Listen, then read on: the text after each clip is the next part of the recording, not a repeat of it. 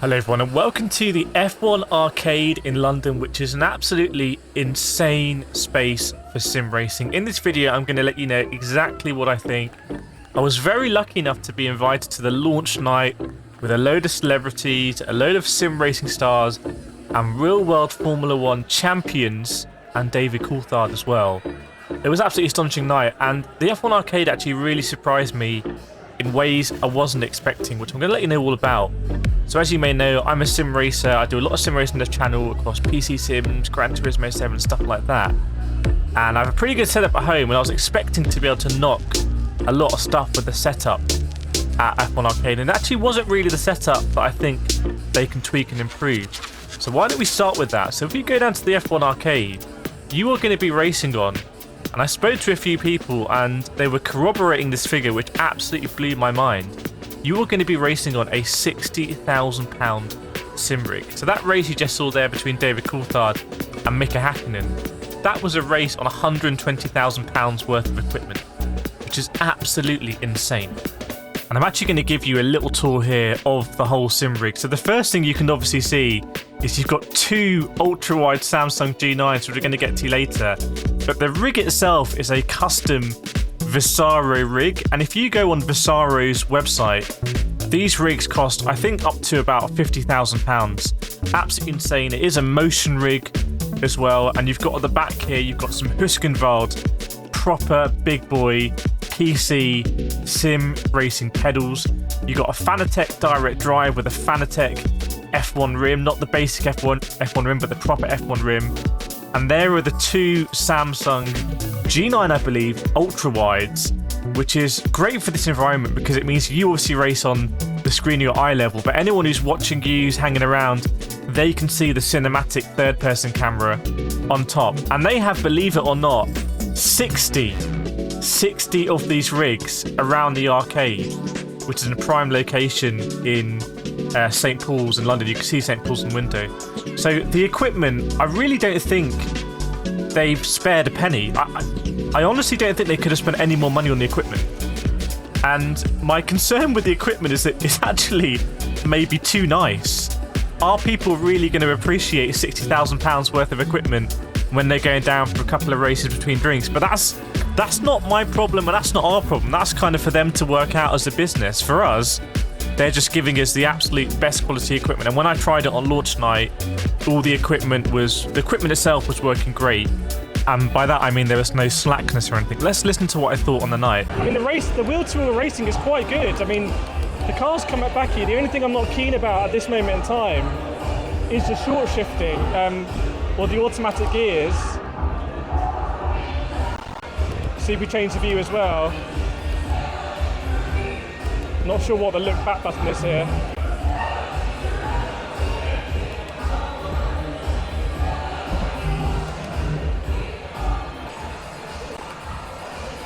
Here we go in 19 seconds.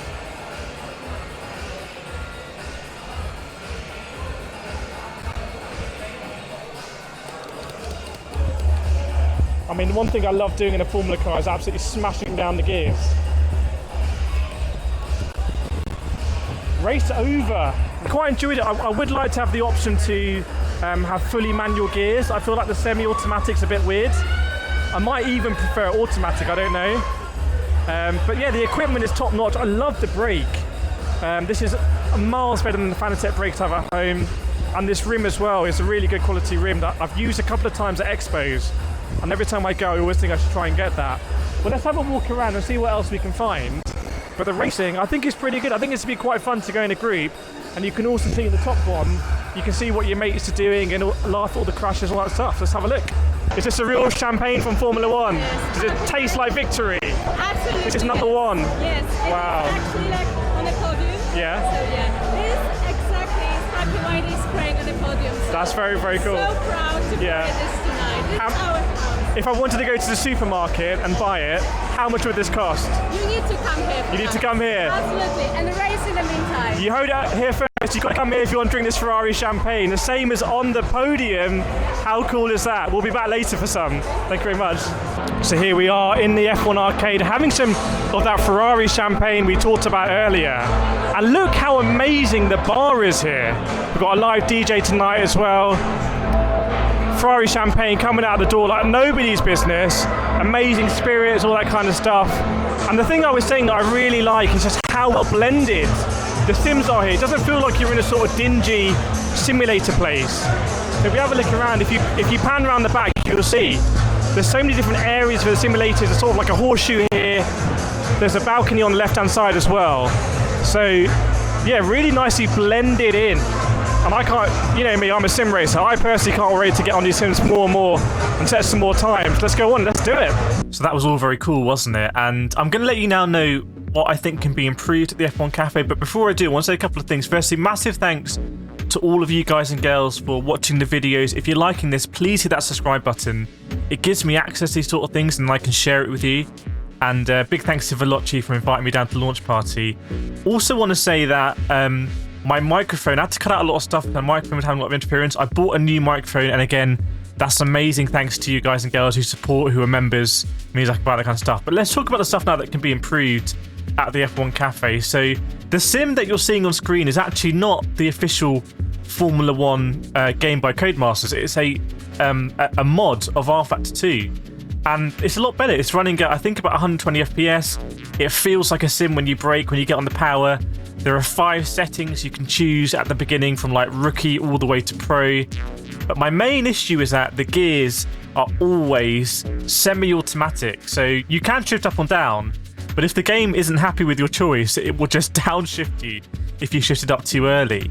And it's a really clunky experience for anyone who's done any sort of sim racing in kind of, you know, in their normal life. Now, because these sims are so high quality, I would recommend that sim racers go here to try out really high top quality equipment on a proper sim racing platform like rFactor 2. So I think there definitely is a market or a thing they should be doing to allow us to go onto manual gears, because then you go to proper sim racing. And I asked them about that, and they said for obvious reasons that they want to maintain its accessibility, but it's something they're looking into. So let me know in the comments below if you'd be happy with automatic gears or if you'd like to see manual gears here. So that's kind of my main thing. The other thing that I'm not sure how it's going to work is I actually made a booking to come to the F1 Arcade just on my own with my camera person on the original opening night, and it got delayed because of technical issues. And that came to about £50 with food, I think some drinks as well, and I think 2 3-minute races on the Sims. And I feel like a 3-minute race in the Sim is just very short. And I feel like a better way to do it, if it makes sense economically, is to kind of have like an open session. There's so many rigs available. There's 60 rigs available. As long as you make it that, you know, you're not going to be hanging around forever. I love it if that in your time slots, you can just jump on a rig whenever you want. I feel like the 3-minute race is perhaps a little bit too short. So those are my 2 main pieces of feedback. So to give my closing thoughts really on the F1 Arcade, my review, my recommendation, if you're in London, I 100% recommend that you go down and just try it out, just for the, you know, the shortest race possible, because no expense I think has been spared on it. It's absolutely incredible space in prime location right in the middle of London, and most importantly for me as a sim racer, the sims are absolutely top quality. So just to experience that level of quality on a sim is absolutely insane. I'm already thinking about, you know, I want to be improving my pedals now on my rig because, you know, the Hakkinen bars from another level. So I can recommend it for that. And I'd also encourage you to give them any feedback. When I was there were loads of people milling around, and I was giving them all the feedback I could. So give them all the feedback you can, because I think they're really going to think about taking it on board and trying to deliver the best experience possible. And my main bits of feedback are, please can we have manual gears, and also maybe just have like a time slot where you can drive as much as you want within that. But I really, really hope you enjoyed this video. Thank you so much again for supporting the channel, supporting me. It means the absolute world to me, and you know, I'm 100% always committed to sharing these with you. I love that. Let me know what you think in the comments. I can't wait to hear from you. And yeah, on to the next one. I will see you next time.